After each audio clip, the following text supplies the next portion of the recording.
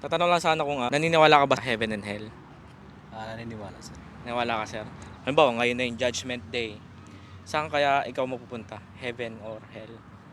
Sa ngayon sir, di ko pa masabi. Di mo Pero masabi. alam ko sir, sa taas ako pupunta. Sa langit. Sa langit talaga sir. So, ano yung basehan mo, sir, para masabi mo na doon ka mapupunta? Sa ngayon, napagdaanan ko kasi yung talagang sumuko na ako sa kanya. Sinuko ko na lahat.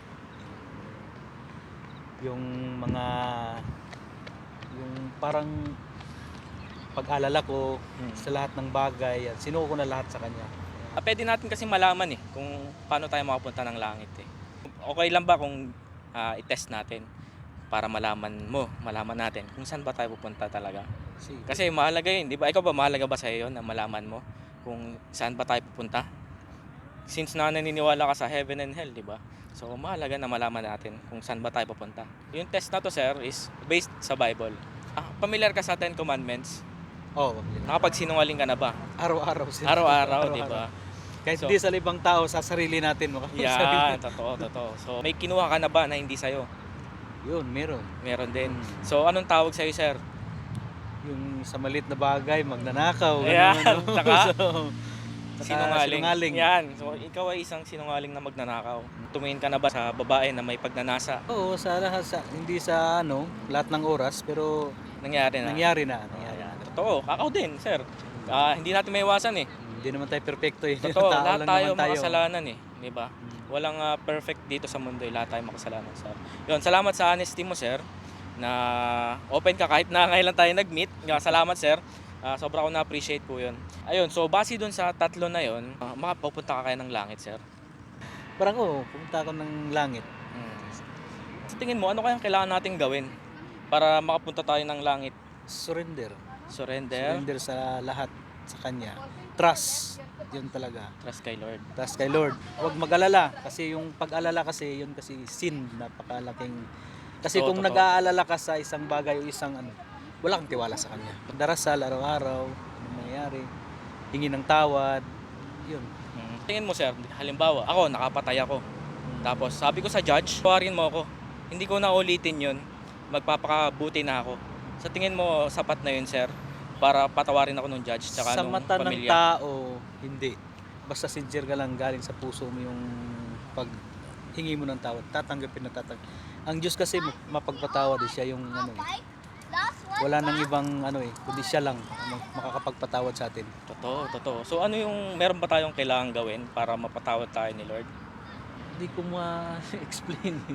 Kasi sa akin, nung nagkasala ko, talagang nilapit ko lang sa Kanya yung lahat ng hinanakit ko, lahat ng kasalanan ko, pinagdarasal ko lang sa Kanya.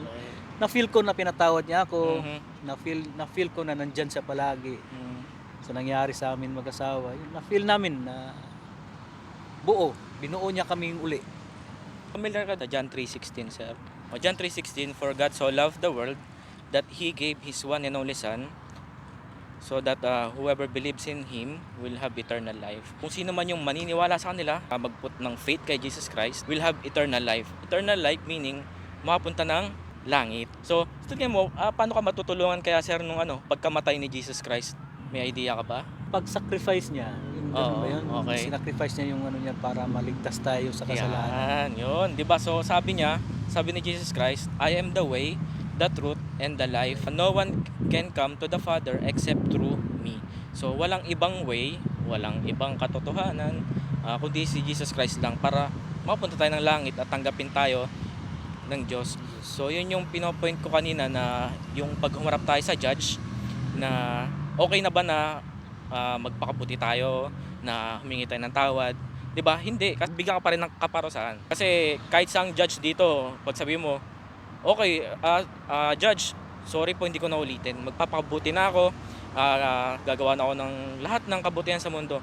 Ang ihatol sa'yo ng judge malamang, okay, pero ito pa rin yung karampatan na kabayaran sa ginawa mo. Which is sa Bible, sir, sa Romans, for the wages of sin is death. Ang kabayaran ng kasalanan ay kamatayan. So meron dalawang klase ng kamatayan, spiritual tsaka physical. So yung binabanggit doon na kamatayan is yung spiritual. Kaya hindi tayo makalapit kay God we're separated kasi nung gawa ng kasalanan natin. Yun ang dahilan kung bakit kailangan mamatay ni Jesus Christ sa cross. Siya yung maging kabayaran ng kasalanan natin. Agree ka ba dun, sir? Agree. Patingin mo, dito sa discussion natin, ano yung kailangan natin para makapunta sa langit? We should accept His Son, Jesus Christ, as our Lord and Savior. Na-share mo kanina na may pinagdaanan nga kayo ni Mrs., di ba? Hindi ako naniniwala sa coincidence, sir. Kanina nandun ako, nagpe-pray ako, sabi ko, Lord, help me, guide me, Lord, give me the strength na lapitan yung mga tao na nandito, na makausap sila, na ma-share si Jesus Christ. In-ordain to ni Lord na nandito kayo ngayon. Hindi to coincidence, sir. In-orchestrate niya lahat to, sir. So, salamat sa time mo, sir. I hope na hindi ko masyado nakuha yung time mo. Base doon sa mga diniscuss natin, sir, would you accept Jesus Christ as your Lord and Savior, sir? With all my heart. Yeah, praise God, sir. Yun ang pinakadahilan ng pagkamatay niya sa krus para magkaroon ulit tayo ng relationship kay Lord. Agree, sir? Salamat, sir, sa time mo. Praise God, sir, na you accepted Jesus Christ as your Lord and Savior.